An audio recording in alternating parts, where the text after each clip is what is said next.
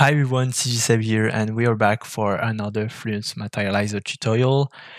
In this tutorial, I'm going to teach you how to use the new updates, the Decal update. So if you don't have the latest Materializer version, I advise you to update it now so you can follow along the tutorial. So in this tutorial, I'm going to first explain the new feature of the decals, and then at the end, I'm going to compare it with DECALMachine. So I have here a simple scene. I would like to add a decal over there. And this is a simple material with only two layers. So this layer is the paint of the object, and this layer is the dirt that you can see over there.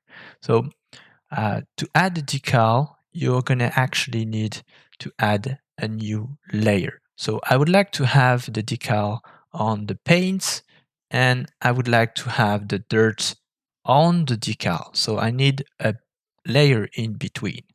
So if you select this layer and then press F and click on Mix Layers, it will automatically connect it over here. If it doesn't, you can just move it here and connect it here manually. It doesn't change anything over there because we need to plug something into the mask, and we will plug the decal. So if you press F and click on the Add button, you will be able to select the images that you want to project. So I would like to project this one, so I'm clicking here. Now it doesn't do anything, and don't click anywhere. We're going to just show the end panel on the side and go to the Fluent tab.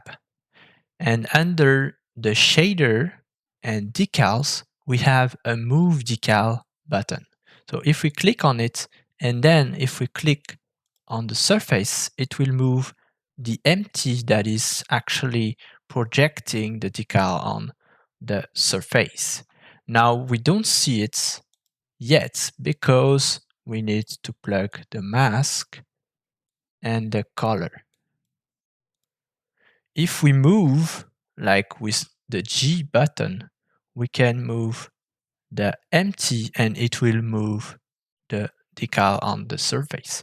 The same thing goes with the rotate tool with R and rotate, and you can scale it. And I'm gonna actually scale it a little bit on the y-axis and move it on the z so it is under the dirt. And you can start seeing now that this is directly affected by the dirt of our smart material. And this is very realistic and a very quick way to affect your decal with the weathering of your material. So let's say you would like to add another decals on this paint. So to do this, you could duplicate this mix layer and make another one, and then add the decal to it. But there is a node that we have. If we press F, we have a mixer, and this mixer will allow you to add multiple decals on the same layer. So if I go here and then plug color mask and color, oops, not this one, this one, and the mask, we can add other ones on those slots, and those will be on the same layer. So if you press add and then select another image, then move it here, we can move it over there and plug another one into the mixer, and it will be on the same layer, meaning that it will also be affected by the dirt and everything you have on this layer. So that's pretty cool. Another feature is the duplicate. So let's say I would like to duplicate the first one we did. So I select it and press F and duplicate. This will automatically duplicate it with the exact same size, rotation, and position. And it will select for you the empty. And you can just move it over there and plug it to the mixer. Boom. So that's a cool feature. I'm gonna remove it. That's for the Fluent Materializer part. And because this is inside the material, you can actually bake it. I will make a complete tutorial on how to use the Fluent Materializer bake settings here and functionalities. This is a little bit too complex to teach you in this tutorial. So this is something you can completely bake into the final textures. So for people who are making game assets, this is a very good functionality. Okay, so we saw the part with Fluent Materializer. Now let's compare it to DECALMachine. So I'm going to unplug this mask so we don't see those. And I'm going to use the Decals from DECALMachine. So if I press D, I see all the libraries. So the first difference that we can see is that we have libraries, whereas with Fluent Materializer, we will have to select the PNG file in our computer. So here we have different types of decals. We have the info decals, which are only PNG images. And we have decals that have parallax. So the first thing you have to know is that with Fluent Materializer, you can only add decals with PNG images. So only those type of decals, not those ones. So that's the second difference that you have between those two functionalities, those two add-ons. So let's add this one, for example.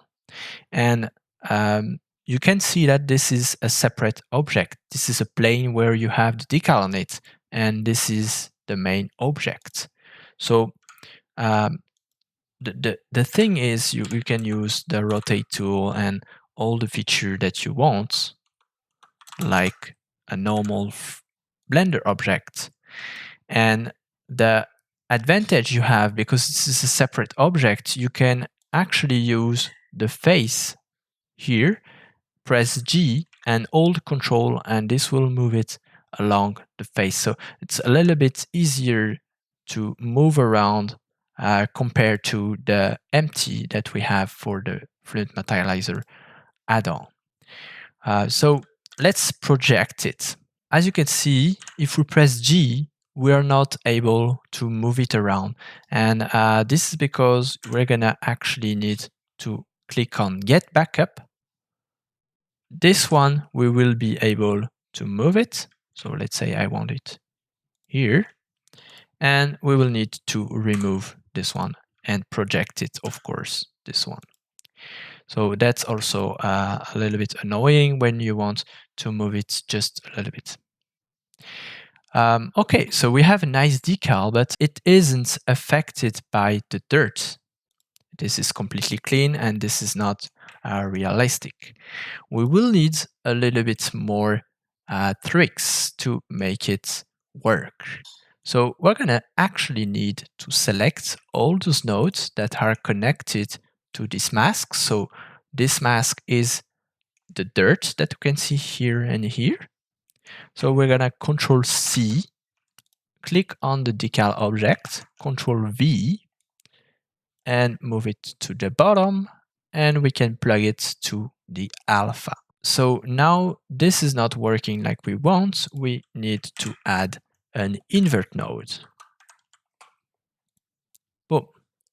And we kind of have the same result that we had with the decal from Fluent Materializer, but instead of adding a layer on top of the decal, we are actually hiding the decal over here and here to show the paint behind it. So that's a little bit the other way around. Instead of adding something on top of it, we are removing from the decal to show it beneath it. So that's something to keep in mind. The main difference that I found with DECALMachine and Fluent Materializer is that sometimes it doesn't really work. For example, let's say I would like to get backup, and if we move it, for example, on the sides, so somewhere over there, and then we project it, the edge here doesn't affect the decal, and this is a little bit annoying. You have some effects that are not actually affecting the decals, and we do have the node over there. We do have the alpha plugged, but it doesn't work on this.